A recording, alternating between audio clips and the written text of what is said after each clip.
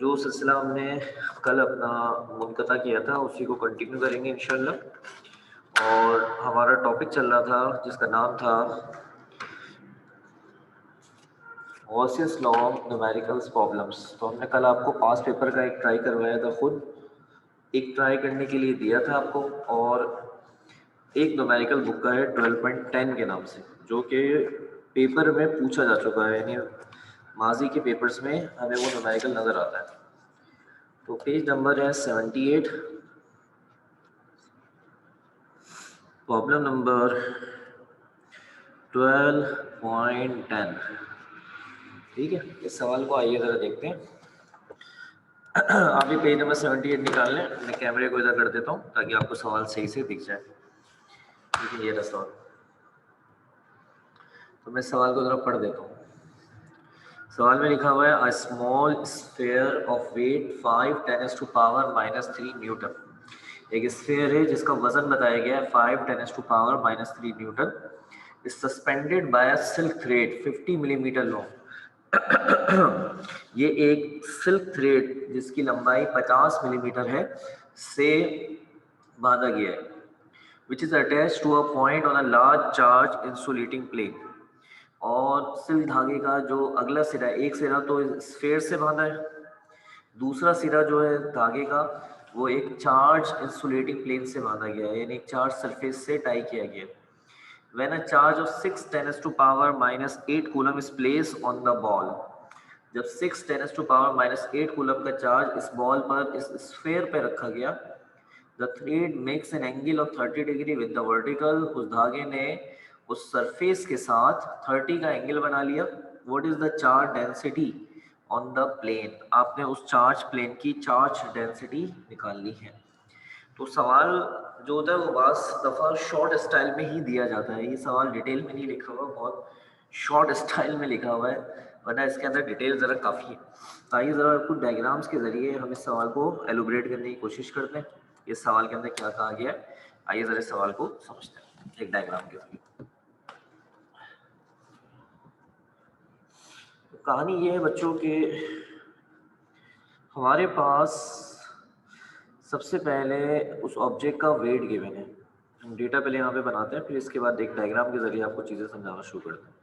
उस ऑब्जेक्ट का जो वेट गिवन था वो था 5 10⁻³ न्यूटन। तो हम पहले उस ऑब्जेक्ट का वेट लिख लेते हैं अपने पास, 5 10⁻³ न्यूटन। इस ऑब्जेक्ट का वेट है, वो स्फेयर जो था ये उसका वेट है, और ये एक सिल्क के धागे से टाई हुआ है जिसकी लंबाई 50 मिलीमीटर है। इस 50 मिलीमीटर का सवाल की कैलकुलेशन से कोई लेना देना नहीं है। When a charge of 6 10⁻⁻8 coulomb, उस स्फीयर को चार्ज दिया गया 6 10⁻⁻8 coulomb is placed on the ball, the thread makes an angle of 30 degree. उस थ्रेड ने एंगल बनाया 30 डिग्री का with the vertical. What is the charge density on the plane? इसके अलावा यहाँ पर एक वैल्यू और गिवन होती है, वो एग्जाम में गिवन होगी, constant 8.85 10⁻12 coulomb square newton metre square. आपने क्या निकालनी है? सरफेस चार्ज डेंसिटी निकालनी है। ये सिंपल सा इसका डेटा है।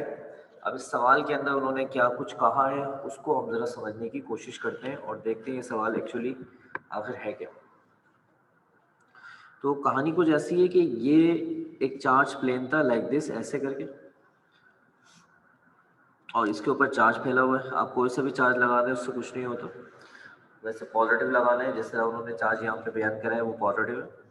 इसके साथ देखिए यहाँ पर एक सिल्क का धागा है, यहाँ पर एक सिल्क का धागा है, और सिल्क के धागे के साथ ये एक बॉल अटैच है। अभी आप देख रहे हैं इस बॉल के ऊपर किसी तरह का कोई चार्ज नहीं गया, लेकिन अब थोड़ी देर के बाद हम डायग्राम को एक दूसरे अंदाज से देखते हैं। देखिए वही डायग्राम है, और अब हमें ये यहाँ पर नजर आता है। उसका रीजन क्या है? उसका रीजन ये है कि अब इस स्फीयर को क्या दे दिया गया है? चार्ज। पहले ये चार्ज नहीं दिया गया था, तो जैसे ही ये चार्ज दिया जाएगा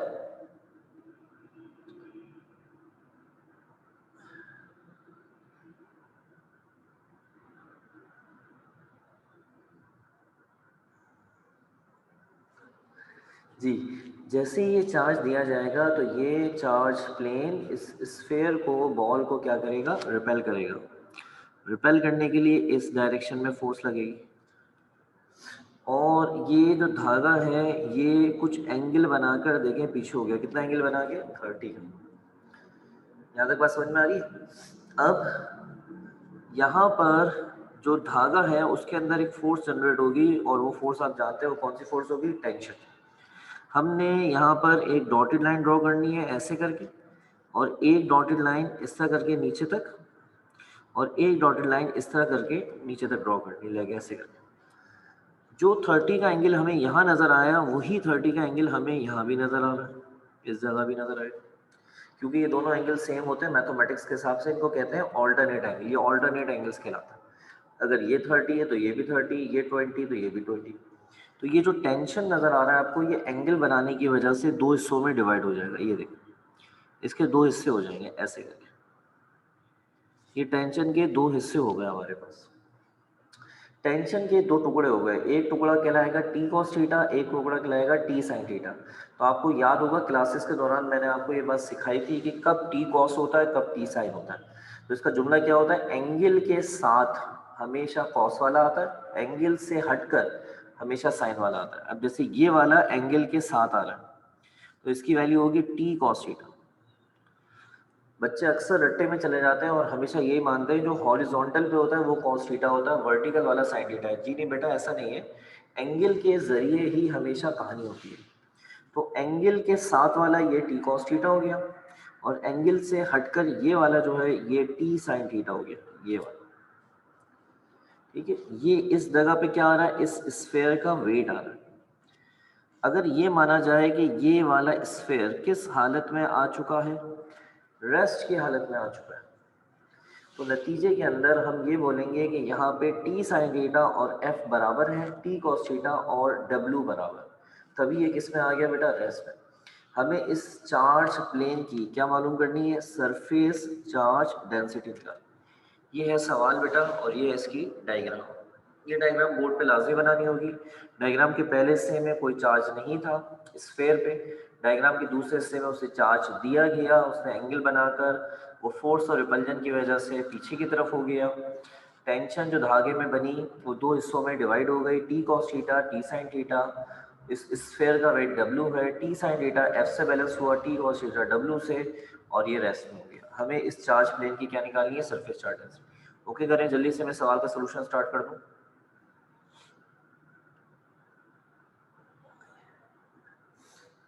शाबाश, जल्दी जल्दी।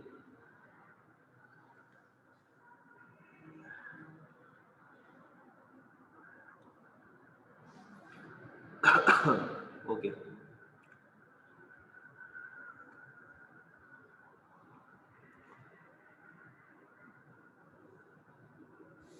सवाल का सोल्यूशन बहुत ज़्यादा आसान होने वाला है। जैसा कल आपको सिखाया था उसी तरीके से सवाल की कैलकुलेशन चलेगी। सबसे पहले आप फॉर्मूला लगा लें, E is equal to sigma divided by twice epsilon naught, इसको 1 का नाम दे दें। E is equal to F divided by Q, इसको 2 का नाम देते हैं। कंपेयरिंग कर लें दोनों इक्वेशन को, कंपेयरिंग 1 एंड 2, दोनों इक्वेशन को कंपेयर कर लें। ये बनेगा sigma divided by twice epsilon not F divided by Q. ये हो जाएगा सिग्मा ट्वाइस एप्सिलॉन नॉट को यहाँ इसके पास भेज दें, twice epsilon not multiply by F divided by Q. अब यहाँ पे हमें सब चीज़ें पता है, एप्सिलॉन नॉट कांस्टेंट है गिवन, क्यू की वैल्यू गिवन, लेकिन यहाँ पर जो एफ नज़र आ रहा है ये हमें मालूम नहीं है। सवाल में किसी भी फोर्स की वैल्यू नहीं बताई गई। अगर ये फोर्स गिवन होता तो सवाल सॉल्व हो जाता और सरफेस चार्ज डेंसिटी निकल आती। हमें इसको इक्वेशन नंबर 3 का नाम दे के छोड़ देना, क्योंकि अब फिलहाल अभी हमें फोर्स की तलाश में जाना है। ठीक है, फोर्स की तलाश के अंदर हमने ये रेफरेंस दिया बाय गिवन कंडीशन। आप इसे गिवन कंडीशन इसलिए कह रहे हैं कि सवाल को पढ़कर इस बात का पता चल रहा है कि टी साइन थीटा बराबर हो गया है बेटा एफ के साथ, इसको नाम दिया आपने ए का, और टी कॉस थीटा बराबर हो गया है आपका डब्ल्यू के साथ, इसको नाम दिया आपने बी का। ये सब आप पहले भी कर चुके हैं, इसलिए मेरा हाथ ज़रा थोड़ा तेज़ चल रहा है। जिन बच्चों ने 12.5 प्रॉब्लम मुझसे समझा हुआ है क्लास के अंदर, क्लास में हुआ था, और उसके क्या कहते हैं, हमने शायद ऑनलाइन में लिया था, तो हम इस तरह कर सकते हैं इसको, ठीक है। अच्छा नहीं बेटा, डब्ल्यू और एफ को बराबर नहीं कर सकते, उसका रीज़न है आपके सामने डायग्राम बनी हुई है, डायग्राम को देखें और मुझे बताएं डब्ल्यू एफ के बराबर कैसे हो सकता है। ये देखें डायग्राम, डब्ल्यू एफ के बराबर कैसे हो सकता है, ठीक है। तो यहाँ पर डब्ल्यू एफ के बराबर इस डायग्राम के हिसाब से नहीं हो सकता। वो जो हमने एक दफ़ा डब्ल्यू को जो एफ के बराबर लिया था वो सिचुएशन अलग थी, यहाँ सिचुएशन अलग है। और यहाँ जो फोर्स और रिपल्जन है वो आगे है और वेट इस डायरेक्शन में, तो ये दोनों बराबर हम नहीं ले सकते इस तरह करके, ठीक है। वो सिचुएशन जो थी ना वो अलग थी, उसके अंदर डब्ल्यू एफ के बराबर हुआ था, इस डायग्राम के हिसाब से तो हम बराबर नहीं ले सकते। डिवाइडिंग ए एंड बी कर लें आप इसके अंदर, तो नतीजे में क्या हो जाएगा, T sine theta is equal to F T cos theta, और यहाँ डब्ल्यू हो जाएगा, टी और टी कट जाएगा, साइन थीटा कॉस थीटा किसके बराबर होता है, tangent theta, F divided by W, W divide है, वहाँ जाके क्या करेगा, मल्टीप्लाई करेगा, तो ये हो जाएगा tangent theta multiply by W is equal to F. इसको सॉल्व कर लेते हैं, यहाँ तक समझ में आ गया होगा।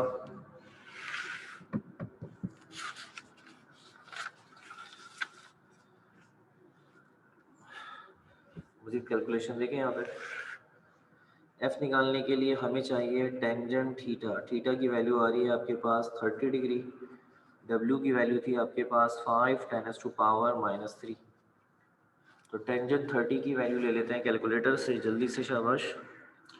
तो टेंजेंट 30 की वैल्यू है हमारे पास 0.577, 0.577,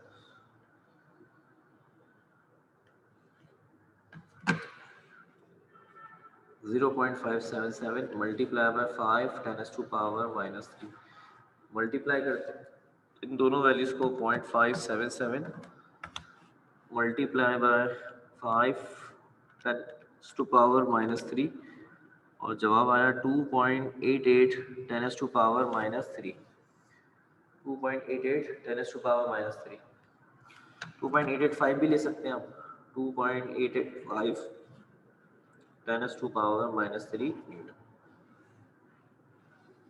अब हमें क्योंकि तमाम वैल्यूज़ मिल चुकी हैं, तो इसलिए हम आराम से सवाल को सॉल्व कर सकते हैं। पुटिंग ऑल वैल्यूज़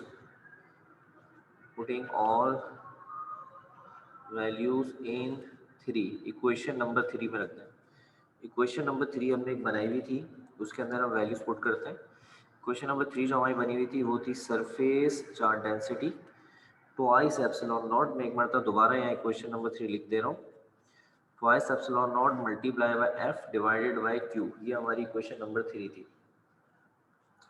इसमें हम वैल्यू पुट कर देते हैं, 2 एप्सिलॉन नॉट की वैल्यू आ रही है 8.85 10 टू पावर -12, एफ की वैल्यू आ रही है 2.885 exponent -3 divided by Q, Q की वैल्यू थी 6 10 टू पावर -8।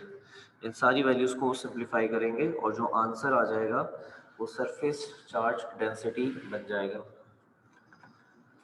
कैलकुलेटर के अंदर करते हैं सारी वैल्यू को सॉल्व, तो वैल्यू हमारे पास क्या लिखी हुई है इसके अंदर, ये 2 पॉइंट है, ऐसा ना हो कि आप इसको माइनस समझ लें, मल्टीप्लाई हो रहा है ऊपर 2 multiply by 8.85 exponent -12 multiply by 2.885 exponent -3 divided by 6 exponent -8, ठीक है। 2 point multiply by 8.85 10 to power -12 multiply 2.885 exponent -3। हम इसको सॉल्व कर लेते हैं जल्दी से, शाबाश, और देखते हैं हमारा आंसर इसमें क्या आता है। 8.51 10 टू पावर -7, ये आ गया 8.51 10 to power -7 coulomb per metre square, ये इसकी यूनिट होती है, तो ये इसका जवाब आ गया। अगर हम बुक से जवाब टैली कर लें तो हमारा जवाब बुक का भी यही आ रहा होगा, 8.5 10 की पावर -7। हाँ बच्चों बताएं, सब समझ में आ गया? आसान था, ये कोई तो मुश्किल नुमाई करनी है, सिर्फ बस खाली डायग्राम को समझना था और बाकी सारे मामला बहुत आसान से। यहाँ तक आपने ओके करना है मुझे जल्दी से, शाबाश। और इसके साथ ही अल्लाह का शुक्र है कि हमने अपना गॉसियस लॉ के न्यूमेरिकल्स कंप्लीट कर लिए। चार्ज शेल से रिलेटेड न्यूमेरिकल नहीं है, गॉसियस लॉ के जो न्यूमेरिकल्स हैं वो एक किताब में ये शीट वाला था और बाकी पास पेपर के मैंने कल आपको दिखा दिए थे। अब हम जिस पोर्शन की तरफ बढ़ रहे हैं उसका नाम है इलेक्ट्रिक पोटेंशियल। इलेक्ट्रिक पोटेंशियल को समझने के लिए आइए देखते हैं